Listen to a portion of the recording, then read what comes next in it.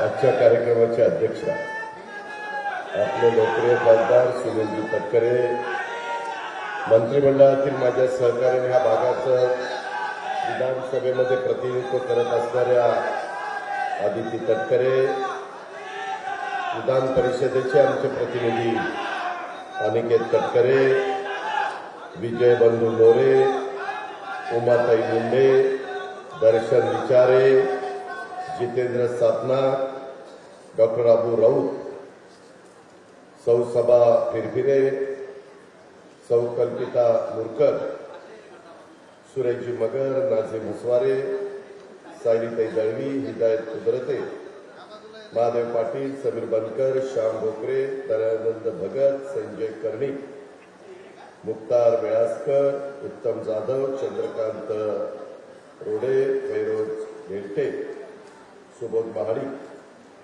विशेषतः माझ्या श्रीवर्धन रोहा मसाळा नगरपालिकेचे सर्व आजी माजी सन्माननीय नगरसेवक, नगराध्यक्ष, उपनगराध्यक्ष,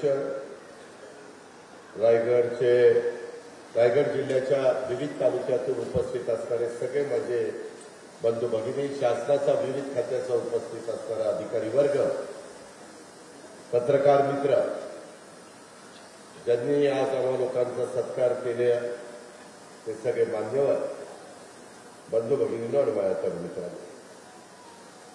मित्रांनो, गेले 1 महिन्यापूर्वीच मला तटकरे साहेबांनी सांगितलेलं होतं की अजित, मला 3 तारीख तुझी पाहिजे आणि श्रीवर्धनमध्ये पिण्याच्या पाण्याची योजनेचा शुभारंभ, इथं निसर्गाने जी माझ्या कोकणावर उधळण केलेली आहे त्याच्यातनं मागच्या काळामध्ये हा जो समुद्र किनारा, हा इथला बीच आहे, तिथं काही बरंच नुकसान झालेलं होतं चक्रीवादळामुळे आणि तिथं मोठ्या प्रमाणावर पर्यटक येत असतात. त्याकरता तिथं आदितीच्या प्रयत्नातनं काही काम झालेलं आहे, त्याचंही आपल्याला उद्घाटन घ्यायचं आहे, अनेक मेळावा घ्यायचा आहे आणि त्याच्यामुळं मी आजचा दिवस दिलेला, उद्या आता देशाचे पंतप्रधान नरेंद्र मोदी साहेब सिंधुदुर्गला येत आहेत, नेव्हीचा कार्यक्रम आहे, उद्या मी आदिती तिकडे जाणार आहे. आज इथे येत असताना कालच आपल्याला सगळ्यांना माहिती, आज कैलासवासी दत्ताजीराव गणपतराव तटकरेंची 96वी जयंती आणि काल माजी मुख्यमंत्री बॅरिस्टर ए आर अंतोले साहेबांच्या 2 डिसेंबरला पुण्यतिथी होती. मी दोघांना देखील विनम्र अशा प्रकारचं अभिवादन करतो. खऱ्या अर्थाने राज्याच्या कोकणवासियांच्या करता त्यांनी अतोनात काम केलं, प्रचंड प्रयत्न केला आणि इथल्या विकास कामाला चालना गती देण्याचं काम केलं. श्रीवर्धन नगर परिषदेचा पाणी पुरवठा आणि वीज सुशोभीकरणाचा हा लोकार्पण सोहळा आपल्या सर्वांच्या साक्षीनं मी सुरुवातीलाच श्रीवर्धन पाणी पुरवठा आणि वीज सुशोभीकरण कामाचा लोकार्पण झालं असं जाहीर करतो. युगपुरुष छत्रपती शिवाजी महाराजांच्या पदस्पर्शाने, कर्तृत्वानं आणि नेतृत्वानं पावन झालेल्या त्या माझ्या रायगड भूमीमध्ये मला एक वेगळी प्रेरणा, ऊर्जा मिळते. रयतेचा राजा शिवछत्रपतींच्या चरणी देखील मी नतमस्तक होतो. मगाशी आदितीने पेशव्यांचा उल्लेख केला, त्यांनी पण त्या भागाच्या करता त्या काळामध्ये एक चांगल्या प्रकारचा इतिहास घडवला आणि त्याच्यामुळं अनेक गोष्टी या महायुतीच्या सरकारच्या माध्यमातून, आदितीच्या प्रयत्नातनं, सुनील तटकरे साहेबांच्या, बाकीचे सगळे स्टेजवर बसलेले माझे कार्यकर्ते, माझे पदाधिकारी यांच्या सगळ्याच्या प्रयत्नातनं ही कामं चाललेली. तुम्हाला माहिती आहे, त्या रायगड जिल्ह्याने, या रायगडच्या मातीनेच तुमच्या माझ्या देशाला, या राज्याला रयतेचा कल्याणासाठी युगपुरुष छत्रपती शिवाजी महाराजांच्या रूपाने पहिला छत्रपती देण्याचं काम त्या भूमीनं केलेलं आहे आणि त्याच्यावर या भूमीला इथल्या मातीला एक वेगळं अशा प्रकारचं महत्व आहे. भारताचा इतिहास बदलणाऱ्या शिवराज्याभिषेकांच्या कालच्या 6 जूनला 1674 ऐतिहासिक घटनेला आता 350 वर्ष पूर्ण होणार आहेत आणि त्यामुळं शासनाने देखील याच्याबद्दलचे विविध कार्यक्रम घेतलेले. आज अनेक गोष्टी इथं घडतात. मी सुरुवातीलाच सांगतो कारण पत्रकार मित्रांसारखे मला विचारत होते आणि त्याच्यामुळं पुन्हा पुन्हा त्यांना विचारण्याची वेळ येऊ नये म्हणून काही दिवसापूर्वी तुमच्या माझ्या देशामध्ये 4 राज्यांमध्ये निवडणुका झाल्या आणि त्या निवडणुका झाल्यानंतर आज त्या निवडणुकीचा निकालाचा दिवस होता. तेलंगणा, राजस्थान, मध्य प्रदेश, छत्तीसगड ही महत्वाची राज्य. त्याच्यामध्ये मिझोरामची मोजणी उद्या आहे. तेलंगणामध्ये बीआरएसचे श्री के चंद्रशेखर राव आपल्या महाराष्ट्रात यायचे, सगळीकडे त्या कार्यक्रम घ्यायचे, सभा घ्यायचे आणि संपूर्ण देशामध्ये एवढा प्रचार त्यांनी त्यांच्या वेगवेगळ्या योजनांचा केला. योजना तेलंगणाला, प्रचार मात्र देशाच्या सगळ्या टीव्ही चॅनलला, पेपरला. मलाही कळलं नाही की असं का करताय. आणि ते देशाचं नेतृत्व करायला निघाले होते, महाराष्ट्रामध्ये सरकार आणायला निघालेले होते. परंतु आत्ताच्या निकालावरून त्यांची परिस्थिती फार बिकट आहे. ते त्यांचं सरकार निवडून येईल अशा प्रकारची परिस्थिती राहिलेली नाही. शेवटी जनता जनार्दन सर्वस्व आहे. डॉक्टर बाबासाहेब आंबेडकरांनी घटनेच्या माध्यमातून मताचा अधिकार तुम्हाला जो दिला आहे तो कसा वापरायचा हा सर्वस्वी तुमचा अधिकार आहे. आणि त्याच्यामुळं तेलंगणाचं चित्र, एक्झिट पोल तर सगळे त्या ठिकाणी चुकीचे घडले का काय असं बोलण्याची वेळ आलेली आहे. पंतप्रधान नरेंद्र मोदी, अमित शाह यांच्या नेतृत्वाखाली राजस्थानमध्ये भाजप सरकार आलं येत आहे. त्याच्यामध्ये मध्य प्रदेशमध्ये पुन्हा एकदा भाजप सरकार येत आहे. छत्तीसगडमध्ये देखील वेगळ्या निकालाच्या बद्दल बोललं जात होतं, मध्य प्रदेशमध्ये बोललं जात होतं. पण 3ही ठिकाणी भाजपची सरकार येतात अशा प्रकारची परिस्थिती आहे. मी या निमित्तानं एनडीएचा घटक या नात्याने नरेंद्र मोदी साहेबांचं, अमित शहांचं, भाजपचे अध्यक्ष नड्डाजींचं आणि तिथल्या सगळ्या सहकारी मित्रांचं मनापासून कौतुक करतो, मनापासून अभिनंदन करतो. आणि आम्ही हीच भूमिका घेतली. त्याच्यामध्ये तुम्हाला सगळ्यांना माहिती आहे की काही लोकांना ते आवडलं नाही, परंतु आज तरी देशामध्ये मी गेले 32 वर्ष आपल्या राज्यामध्ये काम करतोय. आज उपमुख्यमंत्री म्हणून तुमच्या समोर बोलत असताना देश पातळीवर कुणी काही म्हटलं तरी नरेंद्र मोदींच्या शिवाय पर्याय नाही. ही काळ्या दगडावरची पांढरी रेघ आहे, हे पण आपल्याला नाकारता येणार. आणि त्याचाच परिणाम या निवडणुकीवर आपल्याला सगळ्यांना पाहायला मिळतो. एक तेलंगणामध्ये थोडा बदल होतो का काय असं वाटतंय, पण तो पण एबीव्हीपीचा कार्यकर्ता आणि त्याला काँग्रेसने त्या ठिकाणी घेतलं. त्याची लोकप्रियतेच्या जोरावर आलं तर तिथं काँग्रेसचं राज्य येईल. परंतु त्याला तो रेड्डी ही व्यक्ती त्याला कारणीभूत आहे. ही पण गोष्ट आपल्याला विसरता येणार नाही किंवा नाकारता येणार नाही. आणि त्याच्यामुळं संध्याकाळपर्यंत चित्र स्पष्ट होईल. सारखे चॅनलवाले मगाशी मला बाईट द्या, बाईट द्या, बाईट द्या करत होते, त्याच्यामुळे मी ह्या गोष्टीचा उल्लेख केला. मित्रांनो, आज इथं ज्या कामाच्या निमित्तानं मी आलो, मला देवी कोकणला अधिकचं द्यावंसं वाटतं. तुम्ही आदितीला विचारा. त्याच्या आधीच्या काळामध्ये सुनील तटकरे साहेब माझ्याबरोबर मंत्री म्हणून काम करायचे. कोकणवासियांना जे आम्ही महाराष्ट्रामध्ये काम करत असताना मराठवाडा, विदर्भ, उत्तर महाराष्ट्र आणि पश्चिम महाराष्ट्राला देतो. सोयाबीनला मदत, कापसाला मदत, कांद्याला मदत, टोमॅटोला मदत, ह्या उसाला मदत, अशा वेगवेगळ्या पिकांना आम्ही त्या भागातल्या मदत करत असतो. त्या तुलनेमध्ये आम्ही कर्ज माफ केलं. कर्जमाफीच्या बद्दल पण त्याचा फायदा हा इतर भागाला जास्त झाला. माझा कोकणचा शेतकरी जास्त कर्ज घेत नाही. तो आंबा, काजू, नारळ, सुपारीच्या बागा अशा पद्धतीचे पिकं, फळं घेण्याचा प्रयत्न त्याचा असतो. पर्यटनाला इथं खूप काही चालना देण्याचं संधी आहे. इथं आपल्या इथं समुद्र किनारा 720 किलोमीटरचा. त्या 720 किलोमीटर समुद्र किनाऱ्यावर केंद्र सरकारने पण मदत करायचं ठरवलं. देशात सगळीकडे आपल्या राज्यामध्ये पण आपण आणतो. इथल्या जेटी या चांगल्या करण्याचा निर्णय आपण घेतलेला. त्याकरता हजारो कोटी रुपये केंद्र सरकार आणि राज्य सरकार त्याच्यामध्ये खर्च करतात. केंद्राचा निधी आणण्याचं काम खासदार सुनील तटकरे यांच्या माध्यमातून होतं.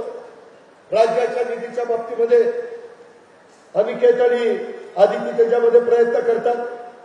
सध्या तुमच्या माझ्या राज्याची आर्थिक तिजोरी ही महायुतीच्या सरकारच्या काळामध्ये एकनाथ शिंदे, देवेंद्र फडणवीसांनी माझ्यावर सोपवलेली आहे. त्याच्यामुळं निधी देण्याची एक महत्वाची जबाबदारी माझी असते. मी नेहमी लोकांना सांगतो की ज्यावेळेस लग्नाची पंगत बसती त्यावेळेस वाटप ओळखीचा असला पाहिजे. वाटप्या ओळखीचा असला की थोडंसं जास्तीचं मिळतं. आता पंगत तर बसलेली 288 आमदारांची.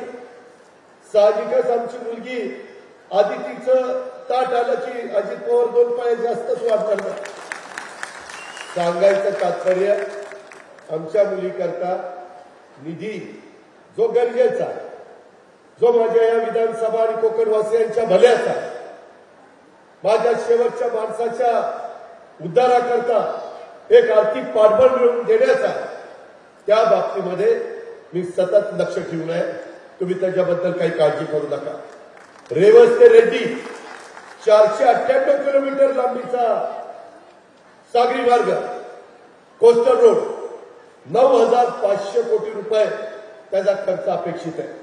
आता तटकरे साहेबांनी किंवा आदितीने उल्लेख केला रेवस ते रेड्डी सागरी मार्गाच्यासाठी आम्ही 3,057 कोटीचा अंदाजित खर्चास मान्यता दिलेली. कशा करता? धरमतर खाडी पुलासाठी ही आपण त्याच्यामध्ये मान्यता दिलेली.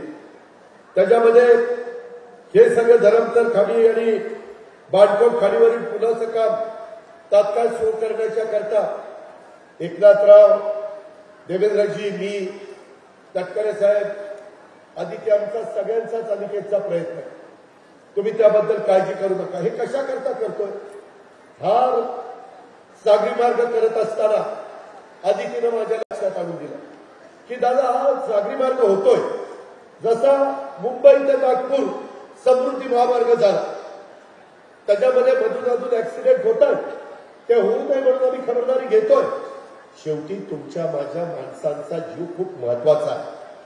तशा पद्धतीने या कोस्टल रोड एक तर जुना मुंबई गोवा रोड अजून चालला, सतत त्याच्यात अडचणी येतात, परंतु या वर्षी तो पूर्ण होईल अशा प्रकारचं नियोजन गडकरी साहेबांच्या मार्गदर्शनाखाली आम्ही सगळ्यांनी केलेलं आहे. आता हा दुसरा जो रोड होतोय त्या रोडच्या बाबतीमध्ये त्याचा रेवस ते रेड्डी या रोडच्या बद्दल आदिती म्हणली की दादा महत्वाची शहरं, महत्वाचे 100 पर्यटनाची स्थळं हीच त्याला जोडली गेलेली नाही. आणि मग लोक जाताना रेवस ते रेड्डी एकदम टार रोड झाला आणि मधल्या वेगवेगळ्या शहरांच्या मध्ये, गावांच्या मध्ये जायचं असेल पर्यटनाला, कुठं देवाच्या दर्शनाला जायचं असतं, कुठं समुद्र किनाऱ्याचा तिथं पाहणी करायला जायचं असतं, त्याचा आनंद उपभोगायला जायचं असतं. अशा वेगवेगळ्या प्रकारच्या आता इथं मगाशीच मला वाटतं अनिकेत बोलत असताना 10 लाख लोक इथं पर्यटनाच्या निमित्ताने येतात आणि मोठ्या प्रमाणावर माझ्या पुण्यातनं, पिंपरी चिंचवडमधनं, ठाण्यातनं, त्या भागातलं पर्यटन केलं. तो शेवटी इथं आल्यानंतर स्थानिकांना रोजगार मिळतो ना, त्याच्यातनं आर्थिक परिस्थिती इथली बदलती. तशा पद्धतीनं मला अधिकाऱ्यांना लक्षात आणून दिल्यानंतर मी अधिकाऱ्यांना सांगितलं की 100च्या 100 ही पर्यटन स्थळं त्या रेवस ते रेड्डीमध्ये अंतर्भूत करा. काही पैसे 1000-2000 कोटी वाढले तरी चालतील, पण हे काम केलं पाहिजे, कारण त्याच्यातनं माझ्या तिथल्या मुलींना फायदा होणार आहे. माझ्या तरुणांना फायदा होणार आहे, माझ्या वडीलधारांना फायदा होणार आहे. आणि म्हणून अशा पद्धतीनं ह्या सगळ्या गोष्टी आपण केलेल्या आहेत. आता जे काही पोर्टची जे जेटी त्याची पण काही हजार कोटी रुपये आपण मंजूर करून आणलेले आहेत. आज केंद्रामध्ये नरेंद्र मोदी साहेबांच्या बरोबर आम्ही आलो. मधल्या काळामध्ये 1 वर्ष सत्तेवर नव्हतो त्यावेळेस आपली कामं थांबलेली होती, काही कामांना स्थगिती होती.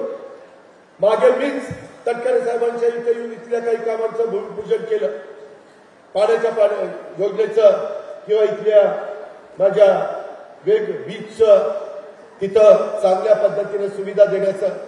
मित्रांनो, शेवटी कामं झाली पाहिजे. मगाशी तटकरे साहेबांनी स्पष्ट सांगितलं.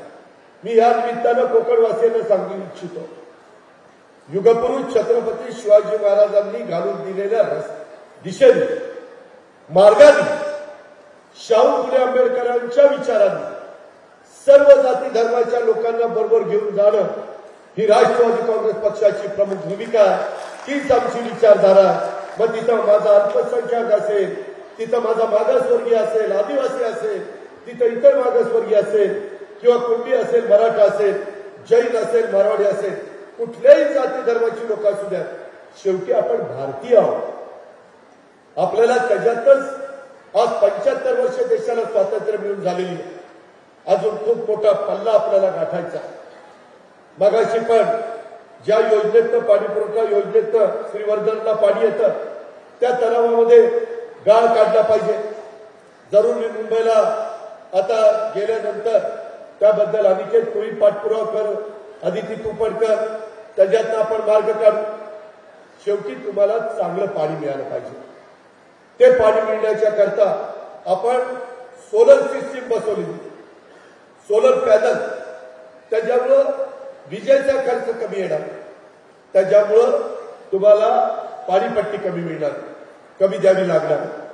त्याच्यातून ते पाणी येताना सगळ्यांना तुम्हाला तर पाणी मिळावंच, परंतु त्याला इंग्लिशमध्ये फ्लोटिंग पॉप्युलेशन म्हणतात. त्या फ्लोटिंग पॉप्युलेशनला पण जे बाहेरचे लोक येतात त्यांनाही पाणी लागणार, त्याचाही विचार केला पाहिजे. त्या सगळ्या गोष्टीचा विचार आम्ही लोकांनी केलेला आहे, आदितीने त्या ठिकाणी केलेला आहे. आणि त्याच्यातनं भरपूर सगळ्या सुविधा आपल्या भागामध्ये देण्याचा आमचा सगळ्यांचा प्रयत्न आहे.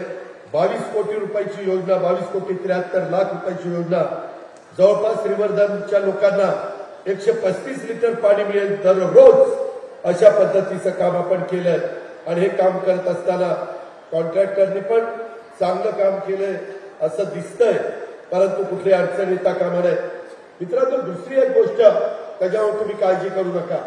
शेवटी पाणी हे जीवनातला अविभाज्य अशा प्रकारचा घटक आहे, ते कुठं कमी पडता कामा नये. मित्रांनो, निसर्ग माग 5 वर्षात या माझ्या समुद्र किनाऱ्याला सिंधुदुर्ग, रत्नागिरी, रायगड, पालघर, ठाणे या सगळ्या भागामध्ये 5 वर्षात 4 वेळेला चक्रीवादळ आलं. एवढं लोकांचं नुकसान झालं. तुमची पण सुरूची झाडं पडली, तिथल्याही अनेक चांगल्या गोष्टी त्याची मोडतोड झाली, तो खर्च वाढतो.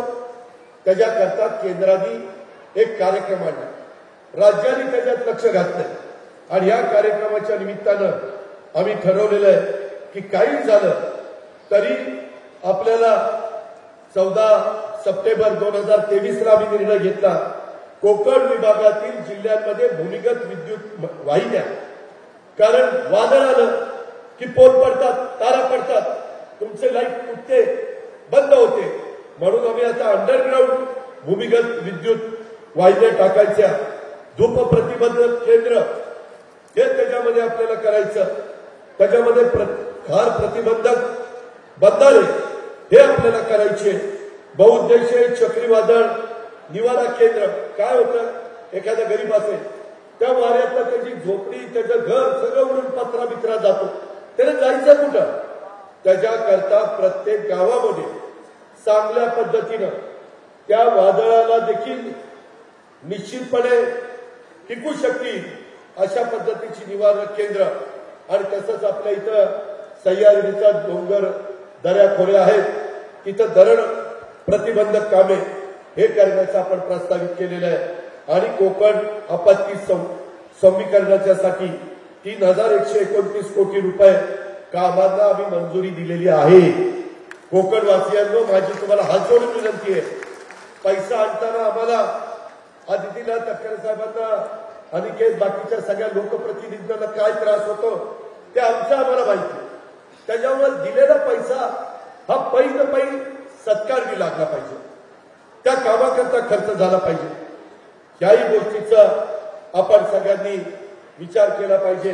आणि त्याच्यामुळं मी नेहमीच कोकणचं कुठलंही काम असेल, आम्ही त्याच्यामध्ये इथला आंबा, काजू, मला मगाशी येताना गाडीत सुनील तटकरे साहेब सांगत होते, आदिती सांगत होते की दादा, आंबा बागायतदारांना पीक विमा अद्याप मिळाला नाही, त्याच्याही संदर्भामध्ये आम्ही बैठक घेतली. एक तर आता शेतकऱ्यांचा विमा, पीक विमा आम्ही उतरवतो 1 रुपयामध्ये, बाकीचे 1 रुपया तुमच्याकडनं घेतो, बाकीचे हजारो कोटी रुपये केंद्र सरकार, राज्य सरकार भरतं. पण अशा काही तक्रारी त्याच्यामध्ये मी, एकनाथराव शिंदे आणि देवेंद्र फडणवीस, त्याच्या खात्याचे कृषी खात्याचे मंत्री धनंजय मुंडे, संदीपन भुमरे आम्ही लक्ष घालू. आणि मी गेल्यावरच त्याच्याबद्दल मी आता नागपूरला अधिवेशनाला जाणार आहे, पण याही कामामध्ये मी लक्ष दिलं. आपण काही काळजी करू नका. आणि तुमच्या भागातल्या भूमिगत विद्युत वाहिनी, दुःप्रतिबंधक बंधारे आणि बहुउद्देशीय निवारा केंद्र ही चांगल्यात चांगली करण्याचं काम आपण सगळेजण करू. मी तुम्हाला या कार्यक्रमाच्या निमित्तानं सांगतो, बाबांनो, या तुमच्या कामाला हा अजित पवार पैसा कमी पडू देणार नाही, हा माझा तुम्हाला सगळ्यांना शब्द आहे. आणि या पद्धतीची विकासाची कामं आपण आपल्या भागातली मार्गी लावण्याचं काम निश्चितपणे त्या ठिकाणी केलं जाईल. मित्रांनो, इतर पण वेगवेगळ्या प्रकारचे प्रश्न आहेत. त्याच्यामध्ये परवा मी 2 दिवसाचं शिबिर कर्जतला घेतलेलं होतं. काही त्याच्या संदर्भामध्ये वरिष्ठांनी वेगवेगळ्या प्रकारचं स्टेटमेंट केलं, तो त्यांचा अधिकार. मी कोकणवासियांना सांगतो, 32 वर्ष मी काम करतो, मी अनेक पदं उपभोगलेली. या राज्याचं 5-6 वेळेला उपमुख्यमंत्री पद माझ्यासारख्या कार्यकर्त्यांनी त्यात पार पाडलेलं. मला खोटं बोलता येतं, काही जण दिशाभूल करतात, त्याचं वाईट वाटतं. काही जण लोकांना काहीतरी वेगळं सांगण्याचा प्रयत्न करतात. आम्ही सगळेजण, मी असेल, प्रफुल्ल पटेल असतील, सुनील तटकरे, छगन भुजबळ, हसन मुश्रीफ, धनंजय मुंडे, आम्ही अनेक जण, अनिल मैदास, संजय बनसोडे, बाबा अत्रा, त्याच्यात सर्व जाती धर्माच्यांना, आदिती तटकरे, तिथं आपण प्रतिनिधित्व दिलेलं. मित्रांनो, हे करत असताना आता आम्ही काही चांगलं करू पाहत असतो.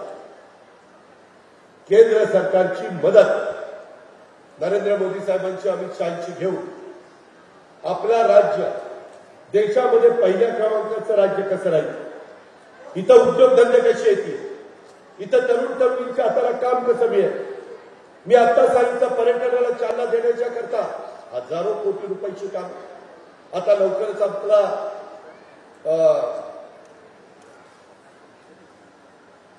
ह्याचा तो ब्रिज कुठला रे, नावाशेवा ते शिवडी मला आठवतं. मुंबईतनं नावाशेवाला जायला अर्धा तास पण लागणार नाही. त्या पुलाचं काम होतं काढलेलं. अनेक ठिकाणी राज्यात मेट्रोची कामं चालली, अनेक ठिकाणी देशामध्ये त्याच्या संदर्भामध्ये रेल्वेची कामं चाललेली. अतिशय फास्ट रेल्वे कशा जातील, लोकांना सुविधा कशा मिळेल. आम्ही महिलांना पण एसटीला 50% सवलत दिलेली. तुम्ही महिलांनो, मला तुम्हाला सांगायचंय, जर घरातला पुरुष मंडळी निघाला कुठं, तर आपल्याला अलिबागला जायचंय, मुंबईला जायचंय, त्याला विचारा काम काय. काम जर तुम्ही करू शकत असाल तर त्याला म्हणावं तू थांब, तू गेला की तिकीट 100%, मी गेले तर 50%, 50% वाचते. साधं गणित आहे. आपल्या मुली हुशार आहेत, नवीन सुद्धा आलेले हुशार आहेत. आम्ही बघतोय की त्यांना संधी देण्याची गरज आहे. म्हणजे पुरुषांना दूर लोटा असं मी म्हणणार नाही, कारण मी पण पुरुष आहे. पण माझं म्हणणं की संसार करताना काटकसरीनं केला पाहिजे. जिथे जिथे राज्याच्या योजना असतील, केंद्राच्या योजना असतील, तोही कार्यक्रम होतात. गाड्या आम्ही फिरवतोय तालुक्यामध्ये, गावागावामध्ये. काय काय योजना आहे, घरकुलाची कुठली योजना आहे, गॅस सिलेंडरची कुठली योजना आहे, माझ्या मुलांना मुलींना शिक्षण करता कुठली योजना आहे, अनेक प्रकारच्या योजना त्या बाबतीमध्ये केंद्राने राज्याने दिलेल्या आहेत. त्या आपल्याला आपल्या प्रत्येक माणसाच्या पर्यंत पोहोचवायच्या. त्याचाही निश्चितपणे आपण फायदा करून घेतला पाहिजे. तुम्ही आता बघा, उद्याच्या 7 तारखेला मी पुरवणी मागण्या सादर करणार. मधल्या काळामध्ये मी अल्पसंख्याक विभागाची अब्दुल सत्तारला बोलवलं, हसन मुश्रफांना बोलवलं, अधिकाऱ्यांना बोलवलं, मिटिंग घेतली. त्यांच्याही काही प्रश्न आहेत, त्यांच्याही काही समस्या आहेत. शेवटी प्रत्येकाचे प्रश्न सुटले पाहिजे.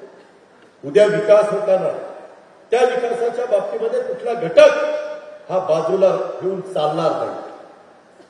हे आपल्या सगळ्यांचं काम आहे. आज आपण काय म्हणतो, आपल्या महाराष्ट्रामध्ये छत्रपती शिवाजी महाराजांच्या, शाहू फुले आंबेडकरांच्या महाराष्ट्रामध्ये त्याच्यात जातीय तणाव सुरू झाला. त्याच्यामध्ये काही जाती आम्हाला आरक्षण द्या, प्रत्येकाला आरक्षण मागण्याचा अधिकार आहे.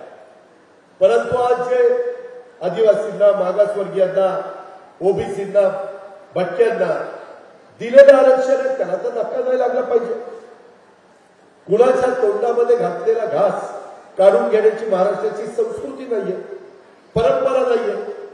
आपण उलट जेवताना आपल्यातला अर्धा घास दुसऱ्याला देतो, ही आपली पद्धत आहे.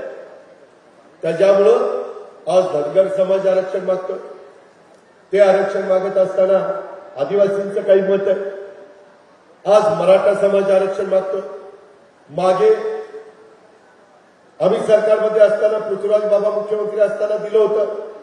दुर्दैवाने हायकोर्टात टिकलं नाही. नंतर देवेंद्रजी मुख्यमंत्री झाले, त्यांनी दिलं.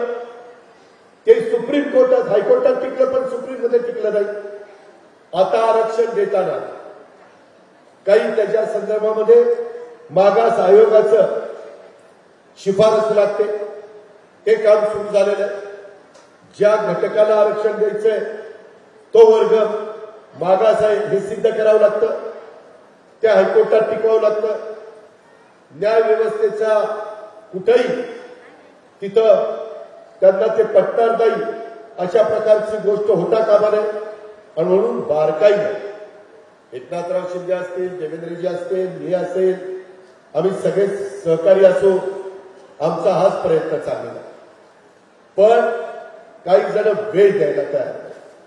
ताबडतोब द्या, नाहीतर आम्ही मुंबईला येऊ. ताबडतोब द्या. काही गोष्टी मागे इजा बिजा झाली ना, दिलं त्यावेळेस ते टिकलं नाही. शेवटी केंद्राने राज्याने काही निर्णय घेतला तर हायकोर्टात, सुप्रीम कोर्टात तो टिकावा लागतो. आपलं संविधानाने ते सांगितलंय, घटनेने ते सांगितलंय आणि त्या पद्धतीचं काम चाललेलं आहे. परंतु काही वेळेस आमच्या तरुण मुलांची, तरुण मुलींची थोड्याशा भावना भडकवण्याचा प्रयत्न होतो. त्यांनी पण या गोष्टी समजून घेतल्या पाहिजेत. आज इतका काळ गेलेला आहे आणि त्याच्यातून कुणी वंचित राहावं अशा प्रकारची अपेक्षा कुठल्याच राज्यकर्त्यांची नव्हती. माग पुलोच महाविकास आघाडीच्या निमित्तानं आम्ही होतो तेव्हाही आमची नव्हती. मधल्या काळामध्ये देवेंद्रचं महायुतीचं सरकार होतं तेव्हाही त्यांची नव्हती. आणि आता एकनाथराव शिंदेचं सरकार आहे, त्याही वेळेस महायुती आहे. त्याही काळामध्ये आमचा कुणाचा त्याला विरोध असण्याचं कारण नाही. परंतु कधी कधी कुठंतरी गावबंदी, कुठंतरी काहीतरी आंदोलन, जरूर अहिंसेच्या मार्गाने आंदोलन केली पाहिजे. ते महात्मा गांधींनी आपल्याला शिकवलेलं आहे. परंतु कायदा हातात घेण्याचा प्रयत्न कुणी करू नये. कुठंतरी फोडतोड करण्याचा प्रयत्न कुणी त्या ठिकाणी करू नये. ही महाराष्ट्राची संस्कृती नाही. हे आपल्याला शाहू फुले आंबेडकरांनी, छत्रपती शिवाजी महाराजांनी, आपल्या वडीलधाऱ्यांनी शिकवलेलं नाही. याही गोष्टीचा विचार आपण सर्वांनी केला पाहिजे.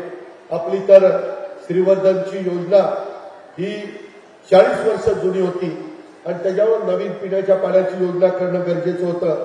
त्याकरता तटकरे साहेबांनी आदितीच्या प्रयत्नातून आपण हे सगळं काम केलेलं आहे.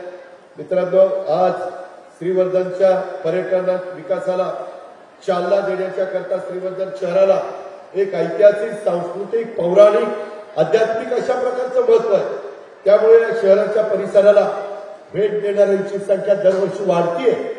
त्यांना सगळ्या सुविधा मिळाल्या पाहिजे.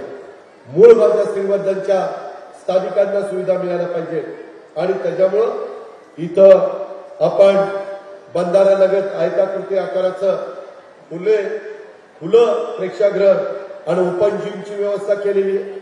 आरोग्य पण तुमचं चांगलं राहिलं पाहिजे. त्रिकोणाकृती आकाराच्या श्रीवर्धनच्या नावाचा सेल्फी पॉइंट हा त्या ठिकाणी आधी तिनं तयार केलेला आहे. या परिसरामध्ये बाहेरचे लोक आले तर उपाहागृह पाहिजे ते केलंय. स्वच्छतागृह केलंय. वॉकवेवर मनोहक पथदिवे, मनमोहक आणि मनोरे हायमास बसवलेले. वॉच टॉवर आहे. सीसीटीव्ही कॅमेरे. प्रत्येकाला सुरक्षित वाटावं. कुणाची छेडछाड होऊ नये. उद्या मुलींचा ग्रुप आला तरी त्यांची कुणी टिंगल टवाळी चेष्टा मस्करी करू नये. आमचं पोलीस दल तर कायदा सुव्यवस्था राखेलच, परंतु पुन्हा काही केलं तर ते सीसीटीव्ही मध्ये आलं तर त्यांना योग्य पद्धतीचा धडा आपल्याला शिकवता आला पाहिजे. पर्यटनाला आणि नागरिकांना बसण्याच्यासाठी कॉन्क्रीट फायबर बेंचेस, पॅव्हेलियन आपण केलेले आहे आणि ठिकठिकाणी ओला कचरा, सुका कचरा टाकायची व्यवस्था केली. माझी विनंती आहे, तुम्ही जेवढं श्रीवर्धन स्वच्छ ठेवा तेवढे बाहेरचे लोक तुमचं कौतुक करतील, तेवढे पर्यटक इथं वाढतील. पर्यटक वाढल्यानंतर माझ्या स्थानिक दुकानांना धंदा मिळेल, व्यवसाय वाढेल. त्याच्यातनं तुमच्या कुटुंबियांचं आर्थिक चित्र बदलेल. त्याच्यामुळं आणि मगाशी उल्लेख केला तो सर जे महाविद्यालयाच्या मार्फत श्रीवर्धन ओळख सांगणाऱ्या शिल्पाची म्हणजे खेकडा तुमच्या इथं फार प्रसिद्ध आहे. त्या खेकड्याची पण शिल्पाची निर्मिती आपण त्या बाबतीमध्ये केलेली आहे आणि 1.25 किलोमीटर लांबीचा धूप प्रतिबंधक बंधारा तिथं अस्तित्वात आहे. अशा पद्धतीनं आपण कामं करण्याचा प्रयत्न केलेला आहे. मधी आमच्या तटकरे साहेबांच्या मुळे दिवे आगर येथे सुपारी संशोधन केंद्र देखील आपण केलेलं आहे आणि रेवस रेड्डी सागरी मार्गी लावलेला आहे.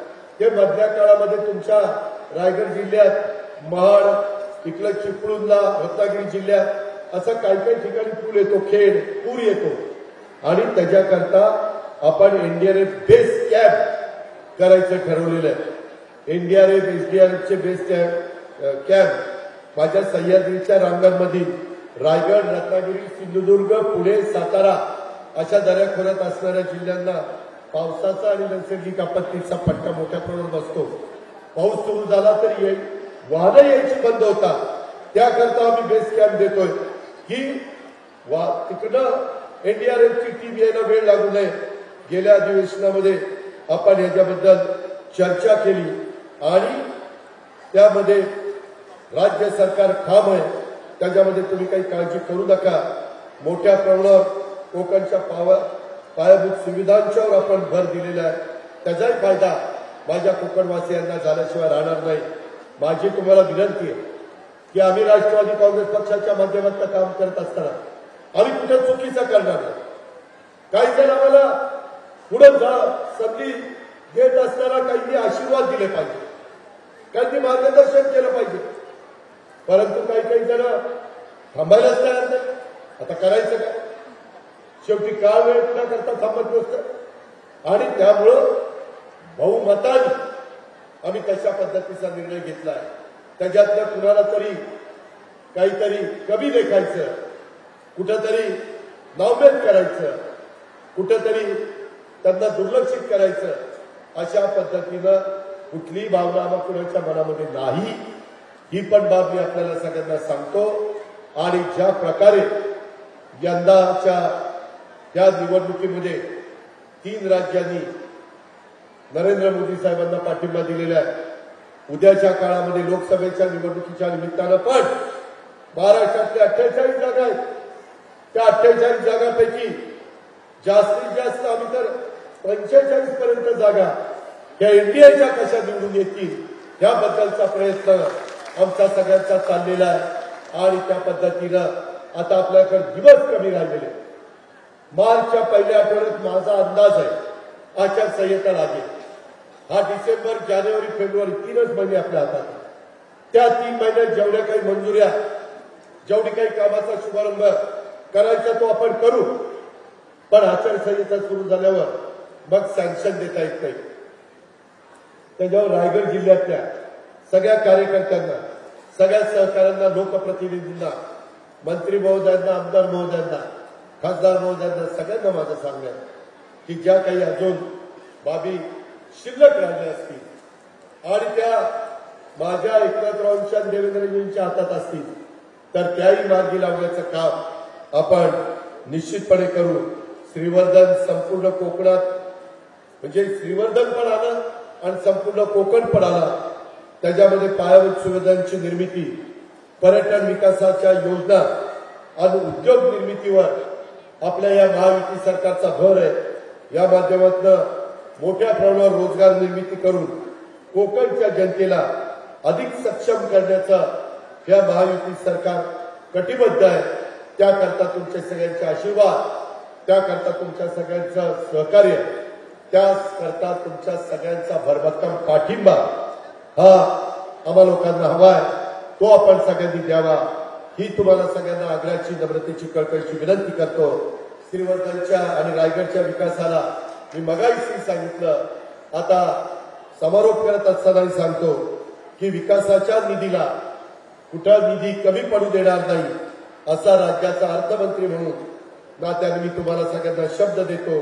पुन्हा एकदा श्रीवर्धनकरांचं अभिनंदन करतो आणि ज्या ज्या काही गोष्टी तुमच्या लोकप्रतिनिधींच्या प्रयत्नात झालेल्या आहेत त्या अजून बऱ्याच गोष्टी अजून करणं त्यांच्या मनामध्ये, त्या सगळ्या प्रत्यक्षामध्ये, कृतीमध्ये आणण्याच्या करता आम्ही सगळेजण प्रयत्नशील राहू आणि फळबागांचे आणि इतर जे काही प्रश्न आहेत तेही प्रश्न अतिशय चांगल्या मार्गाने सोडू त्याबद्दलची खात्री देतो.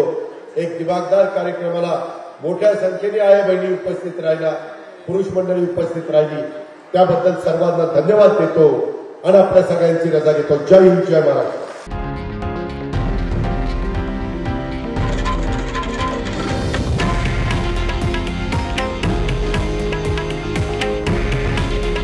हे आहे देशातील नंबर 1 न्यूज नेटवर्क आणि आपण पाहत आहात TV9 मराठी. काळजी तुमची, हित महाराष्ट्राचं.